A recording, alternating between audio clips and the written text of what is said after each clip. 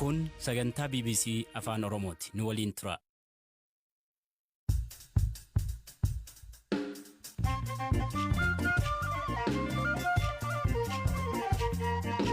Ashama akka mooltan sagantaan BBC Afaan Oromoo eegale duraan dursa hordoftoota amantaa Islaamaan baga ayyaana Arafaan geessan isiniin jenna.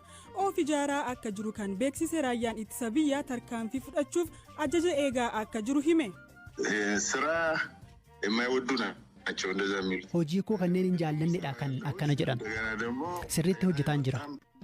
Pirezidaantiin Oromiyaa humnoota bobba'an jabeessuuf Gondar akka jiran gabaafamu barreessaan gameessi Gaaddisaa Birruu kaleessa du'aan boqotaniiru. Barreessaan Isaayyaas waa'ee isaanii kan jedhan Gaaddisaan walumaa galatti nama gaariidha jedha bakkaan baay'een garaa kooti baay'een si jaalladha.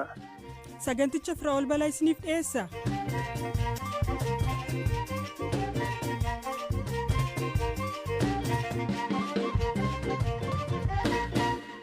Hordoftoota amantaa Islaamaa maraan baga ayyaana Iid al-Adhaa Arafaatiin isiniin ga'e jecha ayyaana kana sababa godhachuun akka amantaa Musliimaatti nyaanni halaalaa fi haraamaa jechuunis nyaanni eeyyamamuu fi hin eeyyamamne jedhamu maalii jennee gaafanneera. Hawaasa Musliimaa as Naayiroobii naannoo Islii jiraatan gorsa amantiin kan tajaajilan Sheek Anwar Yusuf Ibrahim akkanaan himu. Nyaanni halaal ka jedhamu ka gartee maqaan Rabbii subhaanahu wa ta'aalaa irratti dhawamee qalamuu jechuu yoo gartee re'ee ta'us gaala ta'us loon ta'us jechuu foon booyyeedha amantiin Islaamaa ni dhorkitii. Gama kaaniin qalmi nama amantii biraa hordofuun raawwate ni eeyyamamaa jechuun gaafanne. Amma waan jedhan aslan shari'aa Islaamaatti namni gartee Muslimaa tokkos foon kiristaanaa ka gartee qalamu akkuma Rabbii subhaanahu wa ta'aalaa suuratul Maa'idaa keessatti irraa dubbate. Nyaanni warra gartee ahlul kitaab jechuun Nasaaraa fi gartee Yahudaadha isiniif halaali keessanillee isaaniif halaali jedhee dubbate. Namni gartee amantii kiristaanaa amantii gartee ortodoksii gartee hordofu sirriitti gartee kitaaba isaanii jala deemu yoo ka gartee ka qalu taate ka gorra'u taate ni nyaata. Akkasumatti gartee namni muslimaatillee ni nyaata ka kiristaanaallee ka muslimaa ni nyaata jechuudha. San shari'aatu gartee hayyamee jechuudha. Kana alatti immoo fakkeenya nama muslimaa kan salaannee qaluu yoo ka qalu taate naman salaanne kami kan salaanne guutumatti ani muslima jee kai salaata yoo kan salaanne taate waan inni qalu nyaatan guututti kan salaanne yoo taate yommuu guyya tokko salaatee guyya tokko dhiisu taate san rakkoon qabu.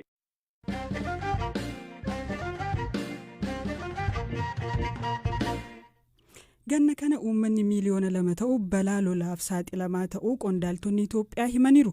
Koomishinii hooggansa balaa sodaa Itoophiyaatti koomishinara itti aanaa kan ta'an Nasiibuu Yaasiin walumaa gala sadarkaa biyyaa keessaa zooniiwwan 56 fi aanoleen 244 balaa lolaa fi sigiga lafaaf saaxilamoo ta'uu miidiyaalee biyyaa keessaaf himaniiru.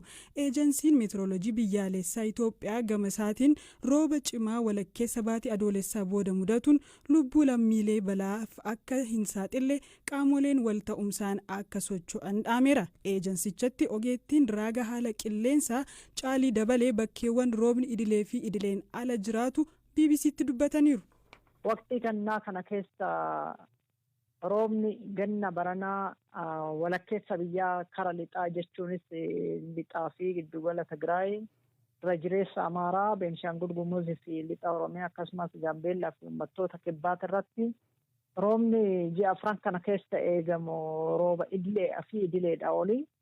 Iddoowwan hafan walakkeessa biyyaa gara bahaa immoo bahaa fi kibba Tigraay fi Affaar akkasumas baha Amaaraa, baha Oromiyaa fi kaaba Somaalee akkasumas lafa baddaa kibba naannoo Oromiyaa kun immoo irra jireessa rooba idilee argachuu akka danda'amu kan raaqne. Haaluma kana wal qabatee hanga ammaa mul'achaa jiru waxabajjii keessa irra jireessanii roobni gahaa miti kan roobee iddoowwan rooba argamchuu malan haala idileetiin argatanii malee hangaan amma idileedha gadi kan ta'e hin jira iddoowwan irra jireessa irratti. Haa ta'u malee ji'a adoolessa calqabee hagayya ji'a lamaan kana keessa haaluma idileetiin rooba guddaa kan argannu ji'a lamaan kana keessa. iddoon addatti lolaan mudachuu danda'a iddoowwan jedhaman jiru iddoowwan yaaddessoo ta'an kan nama yaaddessan iddoon lolaa mudachuu danda'a jedhame. Iddoowwan lolaadhaan uumamuu hin danda'u iddoowwan addaan ba'an ni jiru. Haalli kun maali laga daarii iddoowwan jiranii akkasumas immoo sulula guddaa keessaa karaa Direedawaa fi even Addis Ababaa keessaa iddoowwan tokko irratti duumeen maanni lagni guutee raawwate akkasumas faalti irratti lolaan uumamuu danda'a gara Fogoraattis ni jira uummattoota kibbaatis akkasumas immoo karaa Direedawaa duratti ni jira iddoowwan kanarratti Gaambeellaa keessatti uummattoota kibbaatis iddoowwan lolaan itti eegamu ni jira haala kana immoo warra ittisa balaa eegan koomishinni hin jiru isaan wajjiniin hojjechaa jiru.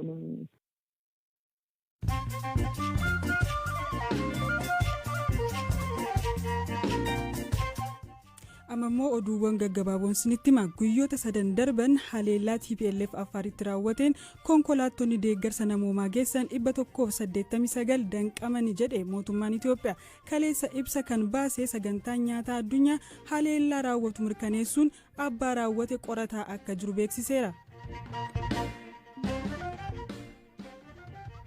Mootummaa fi uummanni Oromiyaa haalota Itoophiyaa balaa ta'an furuuf uummattoota kan waliin aarsaa kanfaluuf qophiidha jechuun pirezidaantiin Oromiyaa Shimallis Abdiisaa himan. Obbo Shimallisii fi hoogganaan tika biyyaalessaa sochii waraana gama Gondariin taasisaa jiru daawwataniiru. Waldhabdee daangaa Itoophiyaa fi Sudaan jidduu jiru ilaalchisuun gamtaan Awurooppaa dubbii barbaacha Sudaan akka balaaleffatuuf Itoophiyaan gaafatte. Waraanni Tigraay otoo hin jalqabiin bakka turteetti akka deebituu fi waldhabdeen daangaa nagaan akka furamus ministeerri muummee itti aanaa Itoophiyaa Dammaqaa Mokonnin gaafataniiru. Barruun onlaayinii Addis Istaandard hojiitti deebi'uuf ta'uu beeksise. Murteen kun marii kaleessa gulaaltota Addis Istaandardii fi aangoota abbaa taayitaa miidiyaa Itoophiyaa jidduutti taasifameen booda dhagahame.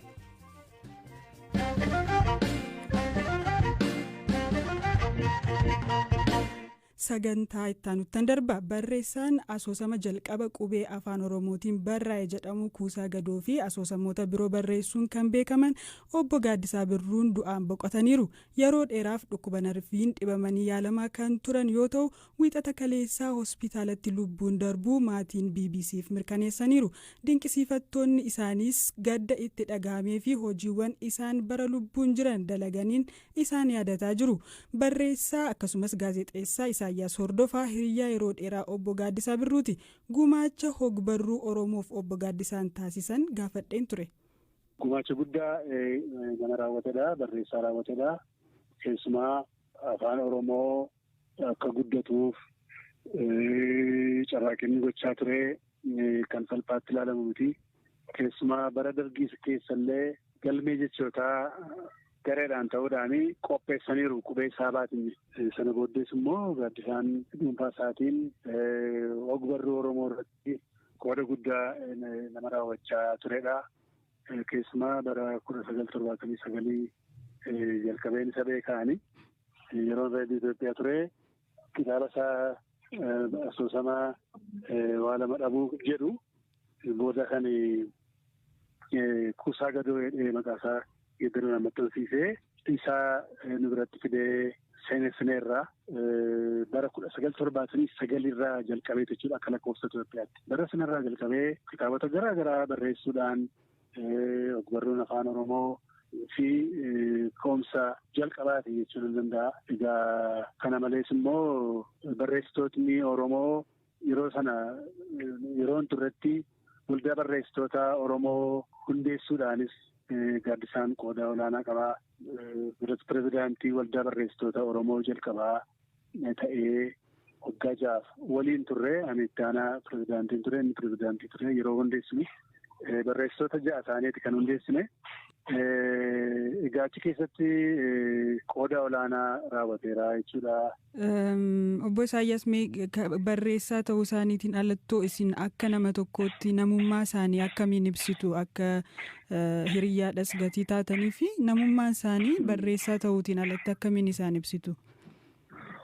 Gaaddisaan baay'ee nama tasgabbaadha. Haasaaf hin jirjiree yaada hin kennu, waa'ee dogongoree yaada hin taane hin kennu, tuuni haasa'in dura yaadeedha kan dubbatu. Akkuma isaa dhufetti haasa'u nama beekumsa guddaa qabudha. Sammuun isaa dhugaadhumatti nama hundumaa wajjin waliigaleedha kan inni hojjechaa tures. Nu wajjinis yeroo waldaa barreessitoota hundeessinee sochoonis waliigaltee guddaadhaan dargaggoota gorsuudhaan kanaan kan beekamu inni amala gaarii akkasii qaba. Lammata immoo nama amantiidhaan amantii isaatti cimaadhaa nama waaqayyo sodaatee jiraatudha. Hojii isaa hojjetudha. Maatii isaa ijoollee isaa sirnaan naamusaan nama guddisedha. Ijoolleen isaa sadarkaa olaanaarra kan nama geessisedha. Gaaddisaan walumaa galatti nama gaariidha jedha bakkaan. Baay'een garaa kooti. Baay'een isa jaalladha. Baay'een isa kabajaa. Baay'ee walii gallaa.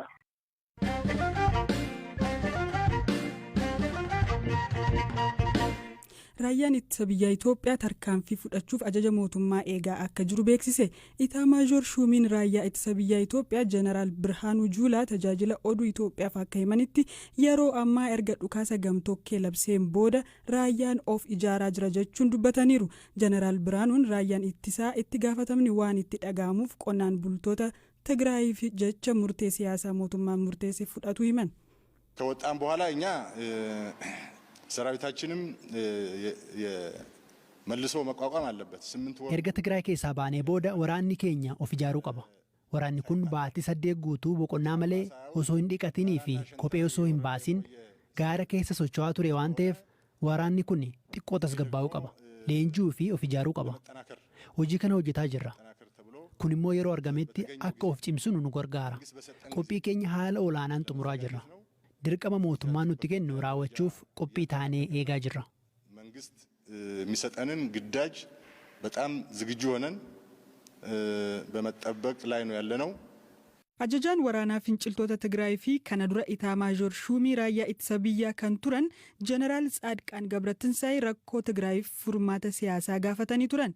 Dabalataan TPLF dhukaasa dhaabuuf haal duree 7 waraanni Amaaraa fi Tigraay naannoo Tigraay keessaa akka ba'u gaafatu dabalatee dhiyeesseera. Dhimma kana irratti kan deebisan Jeneraal Birhaanuun haal duree kaa'anii nagaan hin dhufu jechuun dubbataniiru. Yoo TPLF garee shororkeessaa jechuun ibsan aggaammii humnaa yoo itti fufe tarkaanfii fudhannaa jechuun dubbataniiru.